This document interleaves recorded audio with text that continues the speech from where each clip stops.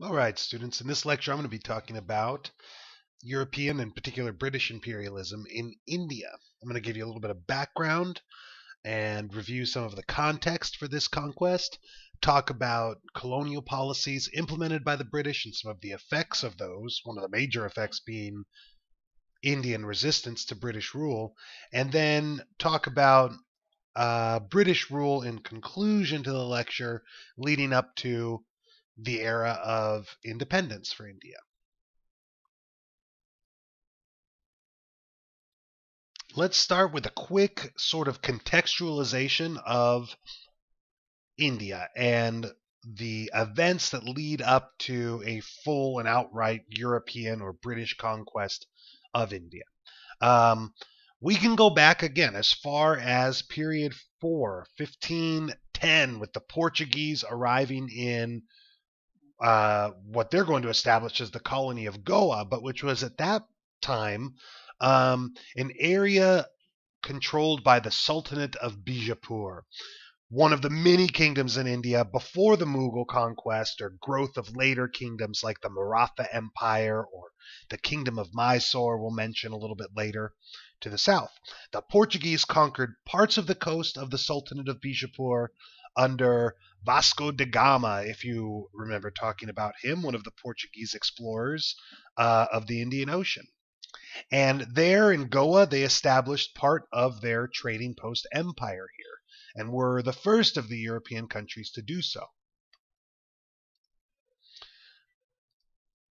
The Mughals rule India from 1526 to 1857. And so you have a situation of British conquest and colonization of India, seeing a conqueror supplanting or replacing a conqueror, right? The Mughals were not especially well loved by the Hindu locals and natives by the time British European efforts at colonization began to increase, but they had provided long and stable rule for India and were loved by many others. Remember that the Mughal Empire was founded by Babur, who claimed to be descended on his father's side from Timur-Lenk and on his mother's side from Genghis Khan, and is considered to be in the line of one of these great Central Asian conquerors. While Babur founded the dynasty and the empire, it was some of his grandsons, I guess his descendants, that would really sort of grow the empire into its golden age and into the powerhouse it was going to be. If you also remember discussing some of the rulers like Akbar, Jahangir, Shah Jahan. Shah Jahan constructed the Taj Mahal, for example.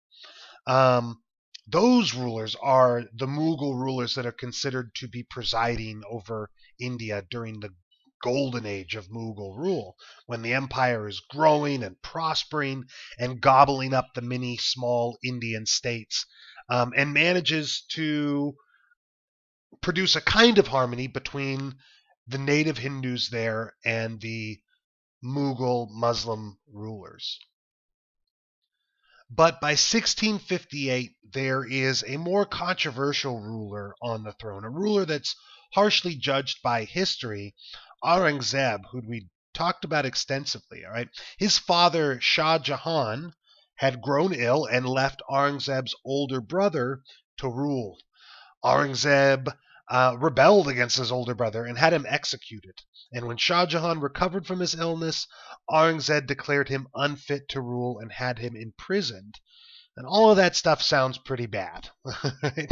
But he also expanded the Indian economy into the largest in the world. He spent state funds to build several Hindu temples himself and maintain them at the expense of the state. And in general, expanded the empire to its greatest degree and extent. His reputation is tarnished by his actions against his family, and maybe more so by his embrace of the implementation of the jizya tax on non-Muslims. If you remember, a payment that fundamentalist Muslims will have non-Muslims pay as a tax for not converting, basically, to pay for their protection. Um, in addition to this, Aurangzeb's costly wars of expansion to the south left a lot of the empire in open rebellion by the time of Aurangzeb's death, with a lot of local rulers acting basically as petty kings and not truly governing as subjects of the Mughal emperor anymore. 1739 saw another terrible event in the ruling of India by Indians.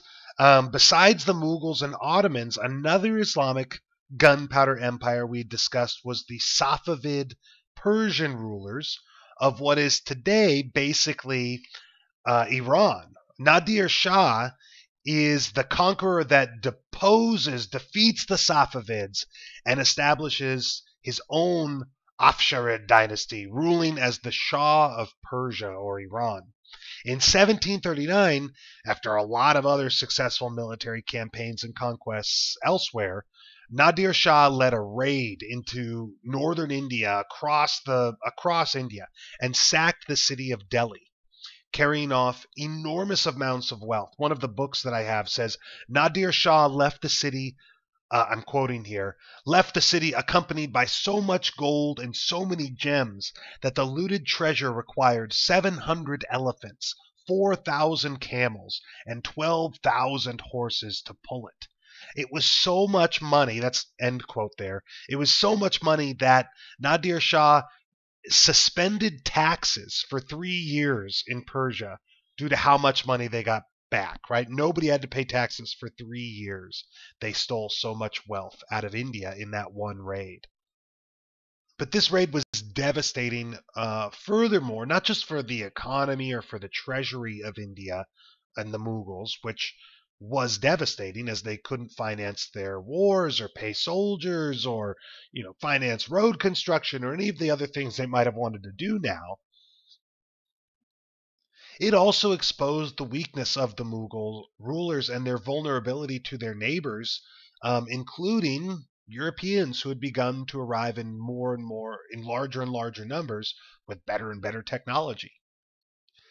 In fact, it's right around that time that the East India Company really begins to establish a foothold and begin their enormous conquest of the Indian subcontinent. So it's in the midst of all that decline and chaos that the British, through their corporate enterprise, the East India Company, gets this foothold in India that will grow into total conquest. In 1691 is when this starts for the East India Company, when they were given permission by a local ruler, or a Nawab, as they were called in India, to establish a trading post, a fort, Fort William, in what is today the city of Calcutta in Bengal. For decades, this was fine. British trade expanded in the area. The fort was used as a giant warehouse, essentially, by the East India Company to help export Indian goods back to Europe and make a giant profit, which they did. But 1756 was an important year. 1756 was the start of the 7 Years' War, or the French and Indian War in U.S. history. And Britain and France and several other countries were about to engage in a global struggle against each other. And those two nations, Britain and France, both of them had a presence in India and had begun to add additional fortifications and troops to their forts in India. The Nawab of Calcutta, a new one, at this time, had ordered both the French and the British to stop building these fortifications in order to avoid a foreign war basically being hosted in his home. The French complied and the British defied the order and continued to fortify. So the Nawab ended up leading an army to capture Fort William, which they did, and after his victory, he had the surviving captives placed in the fort's only prison cell, a small room that was more suited, for 3, 4, 5 people than the amount that were going to be stuffed in it. This gated off area, if you can see the couple of guys standing in here, it's not the best photo, but this gated off area is designating the site where this prison cell was, where the Black Hole of Calcutta, as it was called, was. And you can see it is not very big. In this tiny space, more than 64 people were crowded and stuffed within. They were put in there at, I think it was something like 8 p.m. on the night that they had surrendered to the attack by the Bengali Nawab.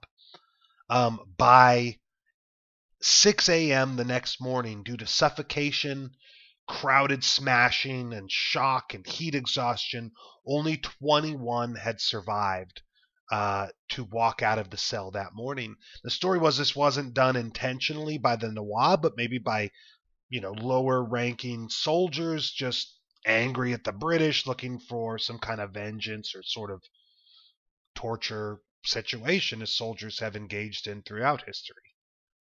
But this stimulates British reprisal.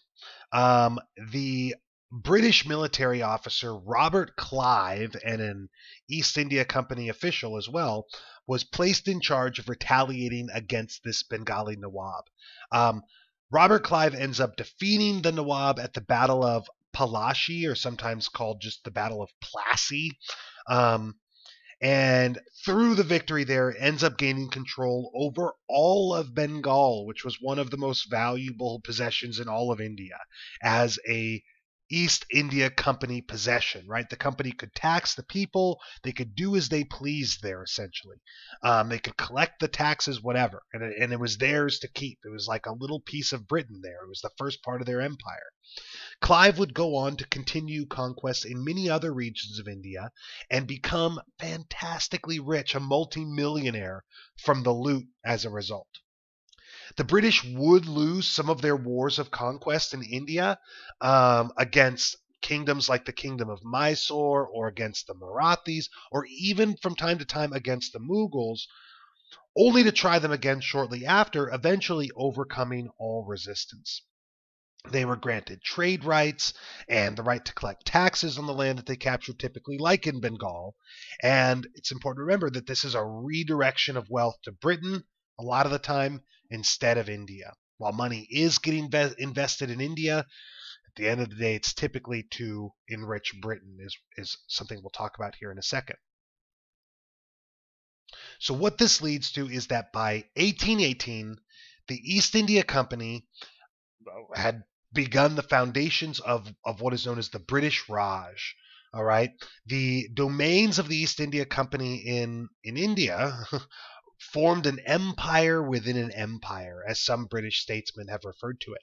And the company's domains in India had 50 times the population of the North American colonies that Britain would lose in the American Revolution. They held more people than all of Western Europe, more territory than had been conquered by Napoleon. On the map that I have here, all the areas in kind of red and orange are areas that are going to be directly under the control of the East India Company, or later the British government.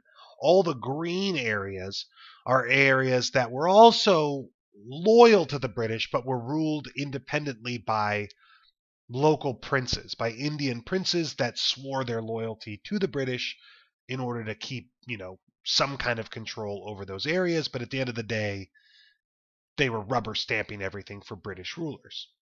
But that's a little bit of the context, a brief, a 13-minute summary of 400 years of history, just about, in India. Or 300 and change, I guess.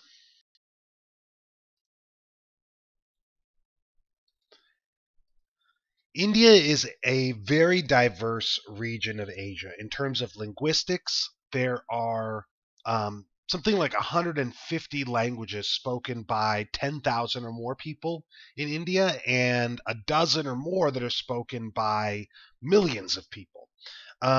There are several major religions that were birthed in India and continued to coexist and intermingle with each other there today. This map shows, pay attention, the second largest religion in each district in India. Remember that, the main religion throughout most all of these places is going to be Hinduism. This is showing the second most popular religion in each province. But if you remember from discussions throughout the year, India has only very rarely been mostly united throughout its history. That before the Mughals, the big chunks of northern part of India had been united under the Delhi Sultanate. Maybe before them, you could go back to the Gupta dynasty in the 500s, 600s AD. Before them, the Mauryan dynasty um, around 300 BC. But not a lot of times outside of that, right? Is not a mostly unified place. And so the British policy of attacking divisions within societies and using that to help maintain their conquest and control of a country would end up working especially well in India. Some of the more hardline Islamic rulers of the Mughals, like Aurangzeb, have been criticized by historians for exacerbating some of the tensions between these groups, like between Hindus and Muslims, by implementing Sharia law, the jizya tax on non-Muslims, or dhimmis as they were called sometimes. Um, and although religious conflict is ultimately in the hands of the believers and practitioners of those religions, Britain would especially exploit these tensions and conflicts that had been growing between Muslims and Hindus since the time of Aurangzeb in India to prevent any unity between those groups against the British, right? By playing up animosity between those two groups or others, like between the various states in India. The British could use relatively few people to control a much larger area. They used similar kinds of tactics in Africa and other places that they fought. The United States Indian wars against Native American Indians would see them play tribe against tribe as well, right? This is a common tactic: divide and conquer, or divide and rule. They were also aided in their conquest and control of such a large and populated area by the various states of India themselves, the Mughal Empire, later organizations like the Maratha Confederacy, which was a Hindu state for the most part that rebelled or sort of reconquered parts of India from the Mughals, the Kingdom of Mysore, which was a southern Indian kingdom as well that was in conflict with the Mughals and the Marathas. India was divided between these states and others I'm not mentioning already, and this was exploited by the British as well. Each kingdom sided with one another against the British and with the British against each other at one point or another throughout this story. Collaboration of sorts, working with the enemy, also came from Indian businessmen eager to gain access to the new global economy. Local princes and nawabs looking to side with a winning team were all too eager and happy to join with and be loyal to their British conquerors on occasion. Um, Perhaps one of the groups to be of greatest help to the British in their conquest and control of India were the what were called the Sepoys. Sepoys were essentially Indian mercenary soldiers, soldiers in service to the British, varying depending on when you're looking at between 200,000 and 300,000 men that were initially recruited almost exclusively from Bengal, from the high caste Hindus in Bengal. The Sepoys would later come to include groups from other parts of India, from the Sikhs, from the Gurkhas in north or central India. But these were common people, for the most part, veterans of the princely armies or from the military of the Mughals. But at the end of the day, these were paid soldiers in service to the British Raj and the East India Company that would fight against other Indians, right? Although they maybe didn't think of themselves at all as united as Indians in any sense. And so in this kind of area of chaos and this general state of disunity, there's an opportunity here for certain parties, as is going to be the case in Africa, where a period of chaos and political disarray is going to make Africa more vulnerable to British conquest than maybe they normally would be able than maybe they normally would have been. As the Mughal Empire crumbled and more Nawabs began to rule their provinces as small time kings, the British had a much easier time with their strategy of divide and rule, as they could kind of pick up these princes here or there and turn them against their actual rulers. As Hindu empires like the Maratha Confederacy reemerged in India, the British could exploit those internal conflicts and rebellions as well, seizing territory from one group or another, or playing the role of mediator between two sides when the conflict might hurt British interests in the area. The big lesson, though, being sort of outside of the British or the Indians, is that history kind of shows us these moments that when it rains, it pours. And it's unclear if the Mughal Empire could have ever recovered from its troubles with outside powers like Britain or the Persians invading and so on. But that's kind of the point. In these moments of weakness, enemies see opportunity, right? And when it rains, it pours, right? The Mughals struggled and stuttered for a little too long when they were surrounded by wolves, right? And the British were those wolves, and they pounced on it. The major colonial policy in India of the British Raj, of the East India Company, was to make India more profitable. And the way this went was a couple ways, right? Roads and railways, one thing. Using the profits generated by the British Raj, a rail and telegraph boom was financed. The British Raj built many roads and railways linking cities and ports, eventually giving India the largest rail network in Asia and the fifth largest in the world by 1870. But as in Africa, the British builders of these railways did so to help increase the amount and reliability of exports and to allow the relatively small amount of British soldiers occupying the country, along with their Sepoy recruits, to quickly move about the country and control it more easily. It was not intended to do some of the things it was going to do accidentally, right? It was intended to increase British profits and help extract wealth and resources from India. But the rail had many positive, although, like I said, mostly unintended side effects. It increased the sense of nationality between the peoples of India and Indian identity along with it by connecting regions that were separated by geography and distance, enabled lots of goods to move around in larger amounts within the country, not just simply be exported outside of it, than had ever been moved around before. New jobs and skills for the populace, building the railroads, maintaining them, working as a part of the companies that ran them.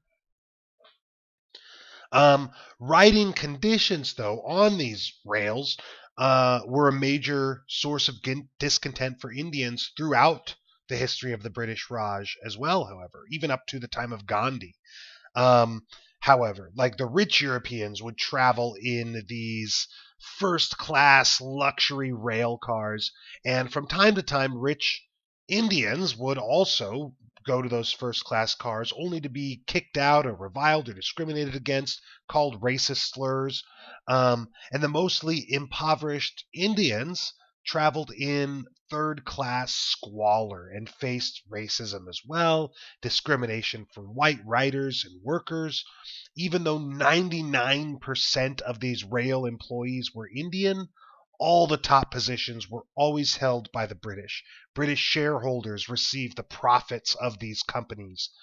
British businessmen owned these railways, right? The benefits to India were accidental and probably unintended. But this map here shows some of the rail lines and proposed rail lines for India. And you can see it is a much more extensive and connected network than was ever constructed in places throughout different parts of Africa by the British or by others there. Another money-making policy or strategy of the British was to have peasants switch from growing exclusively kind of food crops to growing more and more cash crops, cotton, opium, tea, coffee. This is opium. This is the poppy plant at one of the stages of its growth. And we'll talk about that in a later lecture. The British are going to be growing opium, the sort of base root product from which you refine heroin out of. They're going to be growing opium in India to smuggle into and illegally sell in China in order to make their wealth there. We'll talk about in another lecture later on. But the British encouraged farmers to switch from food crops to cash crops in order to help pay taxes that they now required to be paid in cash money to the British, and to increase their profits there and get the raw materials that they needed for industrial production back in England, and for trade with other countries, like trading opium illegally in China. Like in Africa, this disruption to subsistence agriculture would lead to famines that would kill millions of Indians. We'll talk about more on that here in a second. But it's during this time that India goes from being a exporter of cotton textiles to an importer of cotton textiles, right? Of finished manufactured cotton clothes and stuff. Local manufacturers were unable to compete with the industrial capability of Great Britain, working as they were by hand and kind of cottage industries, right? They could not keep up and compete with the low cost of the goods being imported from Great Britain, and they were often undercut by those cheaper goods and would go out of business. But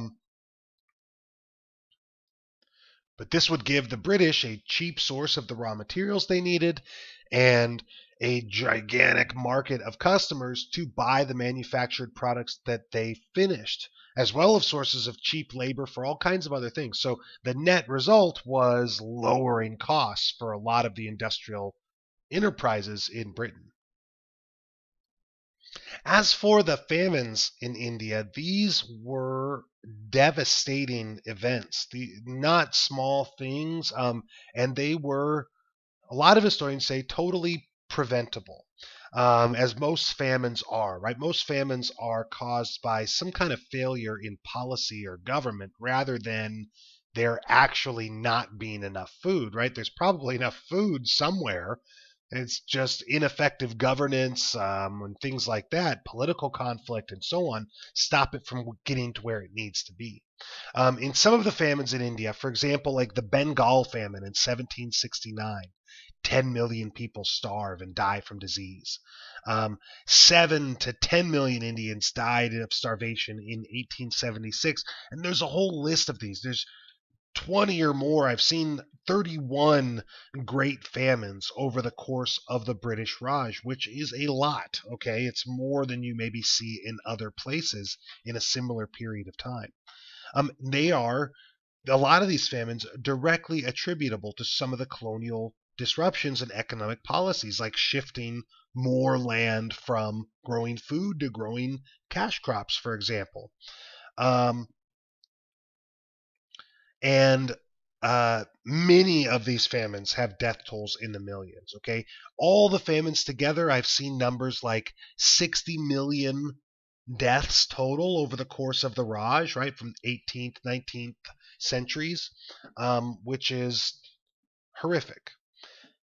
And then the last is another way that the British were increasing their wealth in their colony here was through unequal treaties, like all, colonial holders have with their colonies.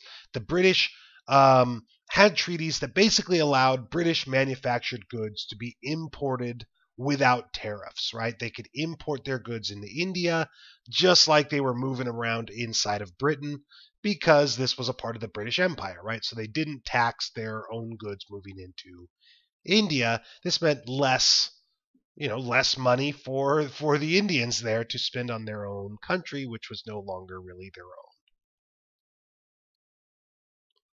It is in the midst of a lot of that growth, but also exploitation and mistreatment, that we are going to see the largest example of Indian resistance to British colonization.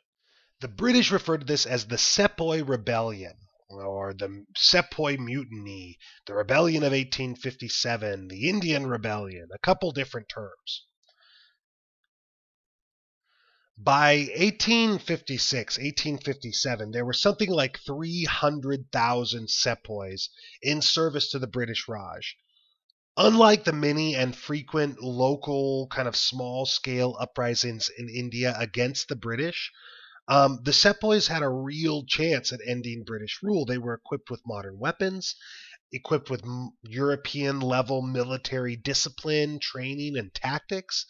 And the introduction of a new rifle whose cartridges had been greased in animal fat had to be sort of bitten open by the teeth of the soldier to empty the powder of the cartridge, like you can see on the little diagram I put up here for you, and the powder of the cartridge and the bullet into the barrel.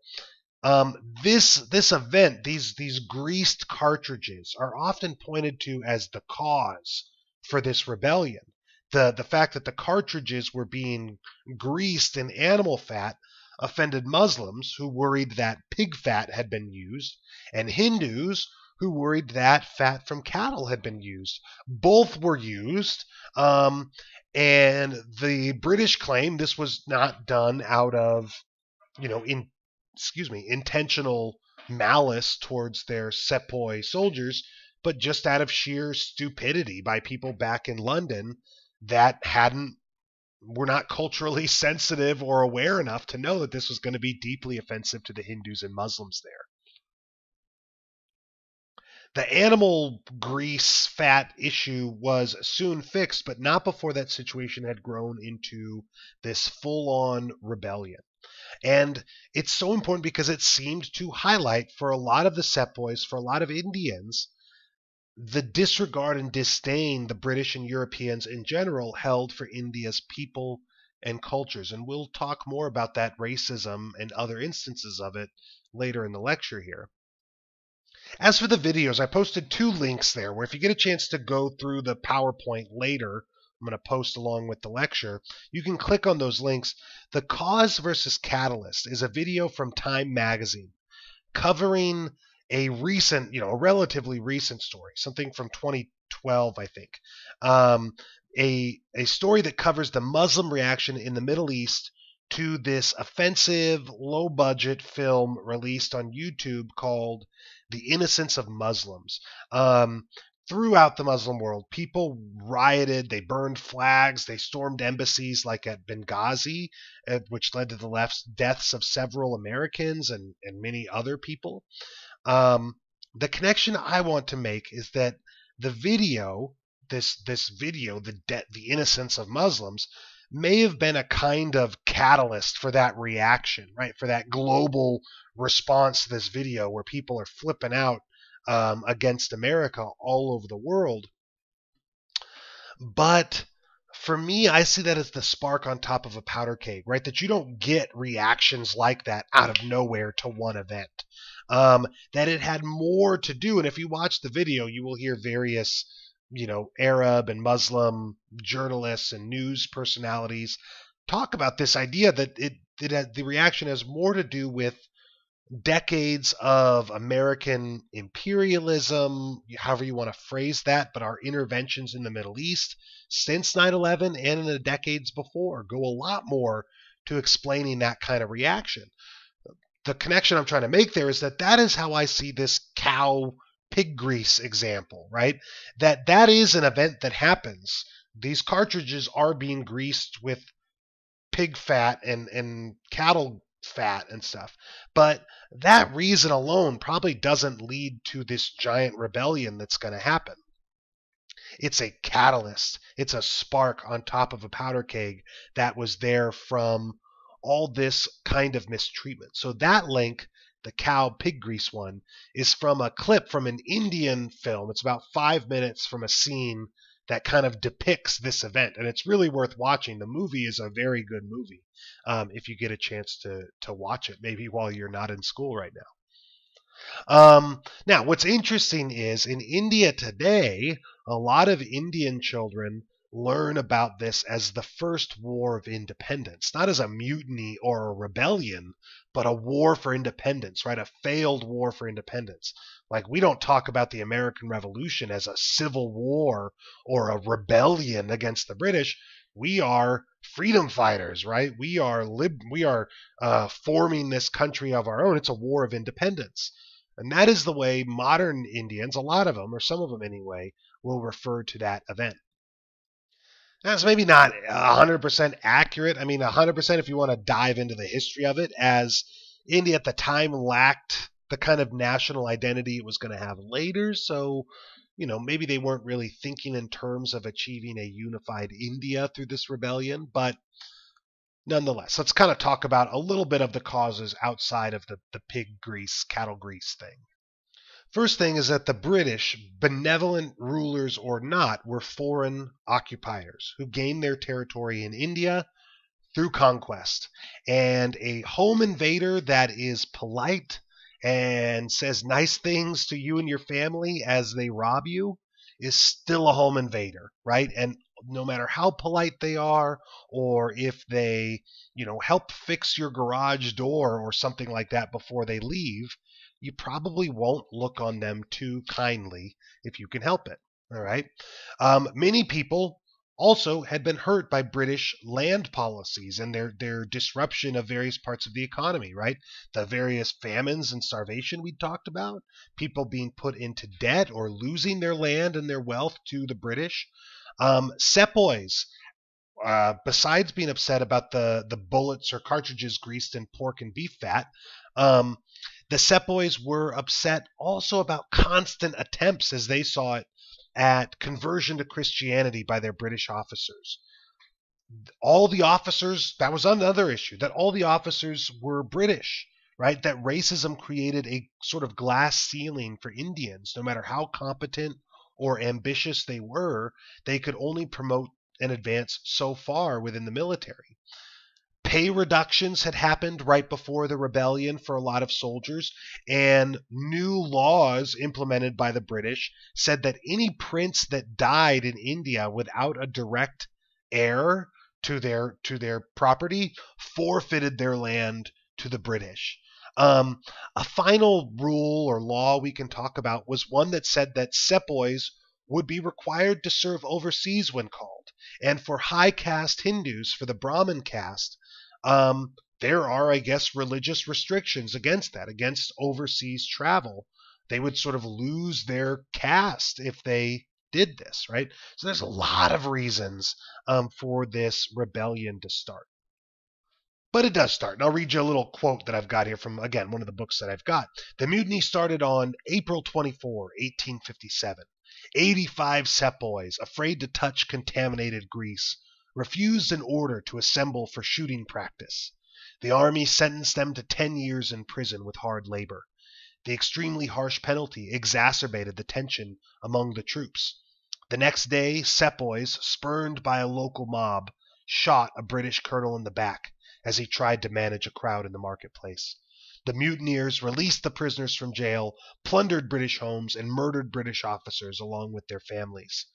The mutineers and the civilian mob marched immediately to Delhi, where they declared a rebellion in the name of the Mughal emperor known as Zafar, or Bahadur Shah, the two, who lived on a British pension at that time and had no real political authority anymore.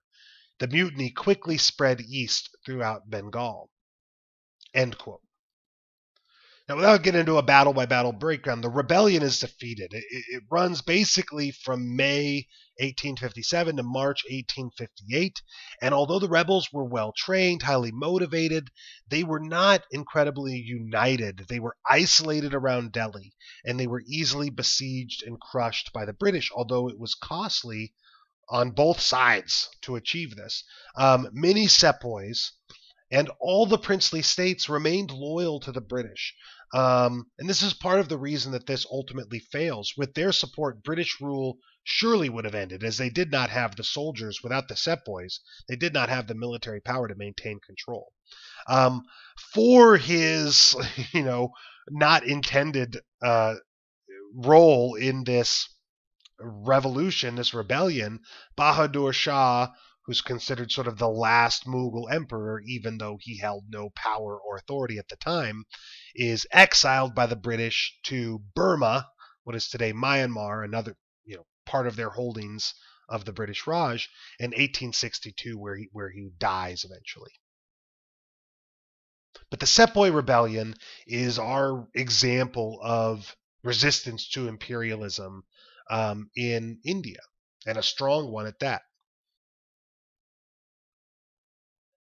British reprisals are swift and brutal, and many of the leaders and participants are executed afterwards.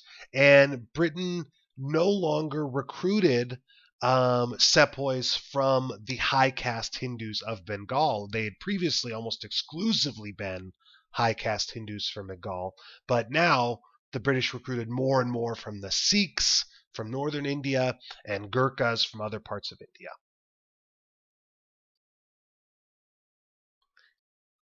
After 1858, after the end of the Sepoy Rebellion or the First War for Independence, a lot of things change in British policy and rule in India. One is that the East India Company loses control. The British install a viceroy that rules as a direct representative of the British government. There is no longer a corporate middleman in between the British Empire and the British Raj. It is under the direct control of the British government, as they kind of believe the East India Company sort of mismanaged things, and that directly led to the rebellion. Another change is the creation of what was called the Indian Civil Service, a kind of bureaucratic arm of senior administrators and judicial officers kind of rolled into one that were almost entirely British, educated at the most elite schools of England, places like Oxford and Cambridge, and that helped govern India and implement policy at the sub-national level, right, in the provinces and so on. And these guys lived in elaborate luxury and had people waiting on them. This guy here is one of the civil servants that you see in the picture I've got for you. This also was kind of a institution plagued by racism. By 1870, decades after the service was founded, there is one, or about a decade after it was founded, there is one Indian in the Indian Civil Service. In 1887, there were 57. Okay, there's a couple hundred by the 1940s when India is about to receive its independence, but it's never ever very many.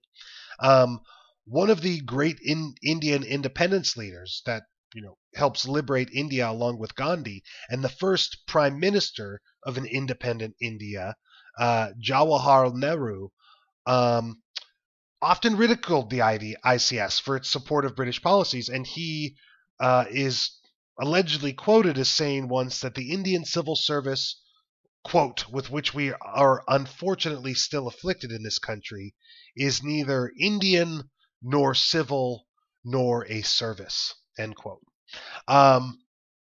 Another of their changes, besides trying to increase their kind of bureaucratic control, was increased infrastructure and economic investment, was all sort of stepped up right before and after the conflict. Like we said, a lot of the infrastructure, the railroad and roads that were being constructed, the telegraphs, the ports, were being expanded strictly for military or economic business purposes, first and foremost. All right, and the rebellion or mutiny or independence war really stressed the need to increase that infrastructure if Britain wanted to maintain control.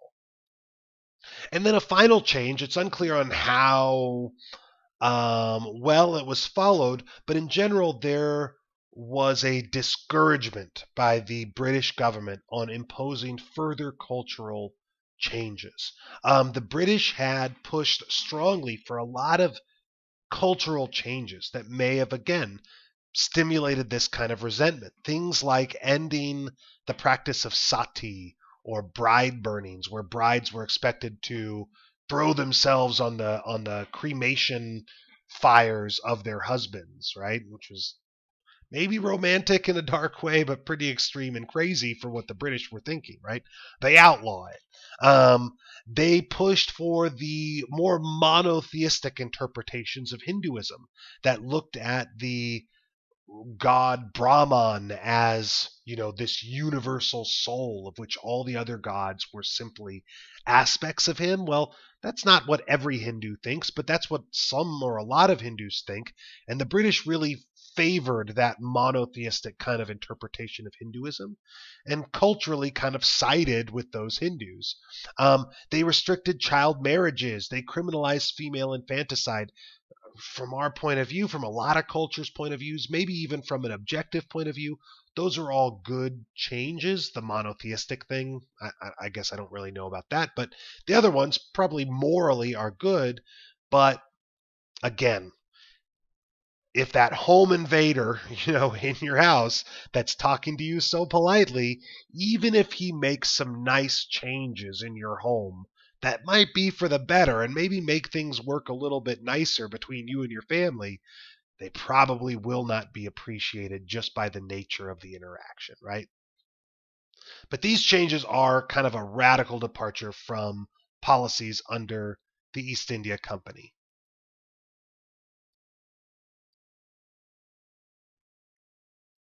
So, what, if anything, were the benefits of British rule and colonialism, of imperialism in India? There were benefits. All right. One is that it united a country that had been divided. That nationalism was essentially stimulated by this foreign occupation.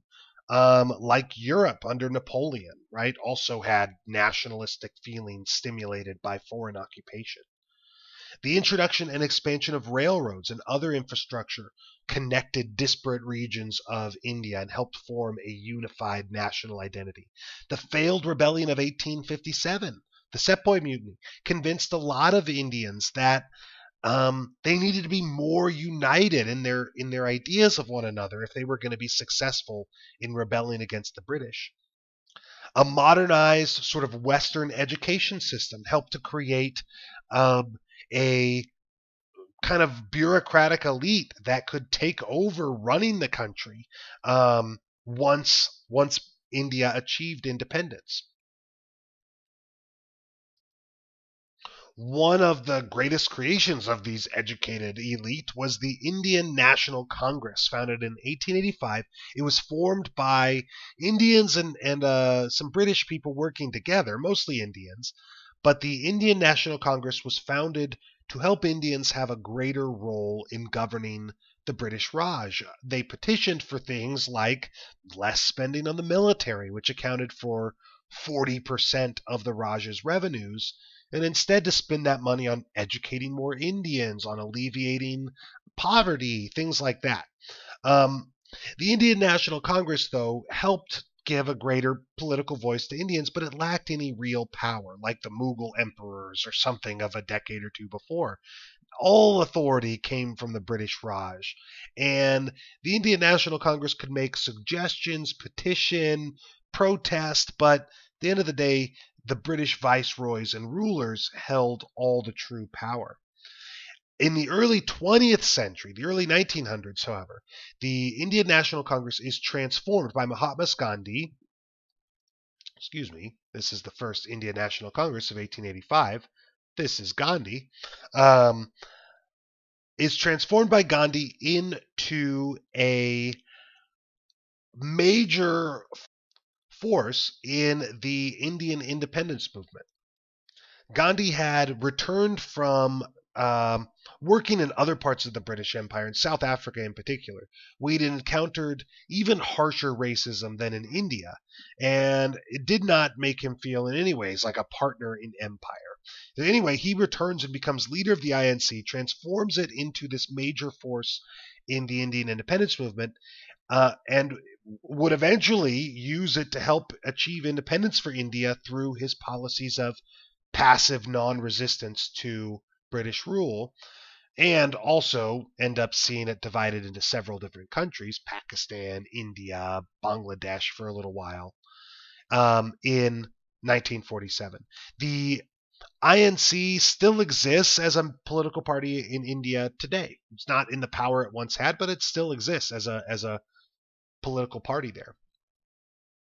Another benefit would be the school system, the education system developed in India by the British. It trained Indians for service in the colonial army or the government, which, again, you could argue that that benefited the British, maybe more than it benefited the Indians directly, right? It was done to help them serve the empire easier and better. The big critique is that it served only about 10% of the people, the elite of the elite in India, and the vast majority of India, 90% or more, remained illiterate or could receive only the standard religious educations at traditional Hindu schools, not the English-based educations required to get the better paying government jobs or promotions in civil service. And then, as we've mentioned before, the railroads, the postal service, the telegraphs, all were expanded greatly and are considered to be the greatest sort of gift of imperialism. Although, remember that they were not gifts, right? They were paid for by colonial revenues. The Indians paid for them and built them, and for the most part held 99% of the jobs in the rail companies, but British people owned them and supplied the actual rails themselves, right? So not exactly a gift. Again, if that nice home invader makes you spend your own money to fix up your house or your car, you might say thank you, but personally, I'd feel less happy about it, right? And the last has to do with industrialization, right? One benefit that's, again, debatable is in the era of industrialization. India was by no means industrialized through colonialism. In fact, some historians would argue India had been very much deindustrialized by her colonial experience due to foreign competition. But some would argue that the growth of infrastructure and railroad and ports, the growing and increased connections to global trade, that through that British colonialism had kind of laid the groundwork for Indian industrialization in the 20th and 21st century, right? That they're able to prosper a little bit faster and easier now because of British intervention in previous eras. Which, again, the debate goes on. And that concludes the lecture I'll give you here on British rule in India and imperialism there in India. We will do a couple more before we finish up the unit, but we are getting close to being done, or I am anyway. And thanks for sticking with it, guys. Hang in there, and there'll be a couple more to follow up.